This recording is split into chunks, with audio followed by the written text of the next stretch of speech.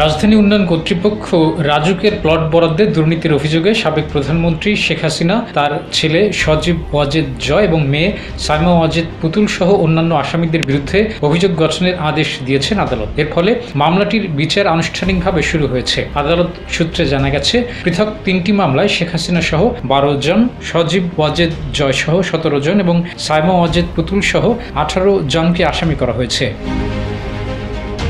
বৃহস্পতিবার 31 জুলাই ঢাকার 5 নম্বর বিশেষ জজ আদালতের বিচারক মোহাম্মদ আবদুল্লাহ আল মামুনের আদালত এই আদেশ দেন। অভিযোগ গঠনের শুনানির সময়ে আসামিরা পলাতক থাকায় তাদের বিরুদ্ধে গ্রেপ্তারি পরোয়ানা জারির আদেশ দেওয়া হয়েছে। দুর্নীতি দমন কমিশন দুদক এ তথ্য নিশ্চিত করেছে।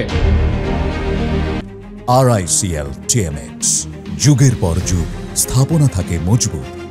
এর আগে গত 20 জুলাই ঢাকার বিশেষ জজ আদালত 4 এবং ঢাকার বিশেষ জজ আদালত 5 আদালতে 3টি করে মোট 6টি মামলা বিচারের জন্য পাঠানোর আদেশ দেন ঢাকা মহানগর দায়রা জজ আদালত। মামলার অপর আসামিদের মধ্যে রয়েছেন শেখ হাসিনার বোন শেখ রেহানার মেয়ে টিউলিপ রিজওয়ানা সিদ্দিক, আজমিনা সিদ্দিক রূপন্তী, ছেলে রাদওয়ান মুজিব সিদ্দিক ববি। প্লট বরাদ্দের দুর্নীতির অভিযোগে গত জানুয়ারিতে পৃথক 6 মামলা দায়ের করে দুর্নীতি দমন কমিশন। সম্প্রতি সবগুলো মামলায় আদালতে অভিযোগপত্র দাখিল করা হয়েছে।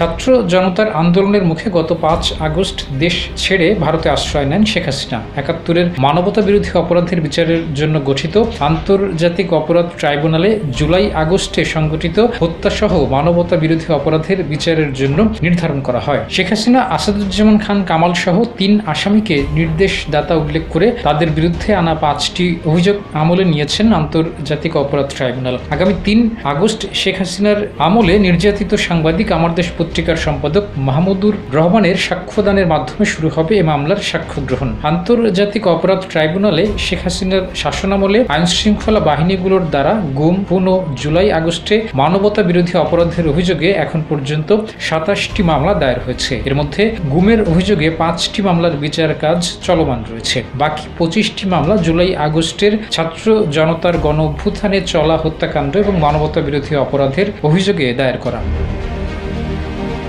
ডেস্ক রিপোর্ট, জয় জয় দিন।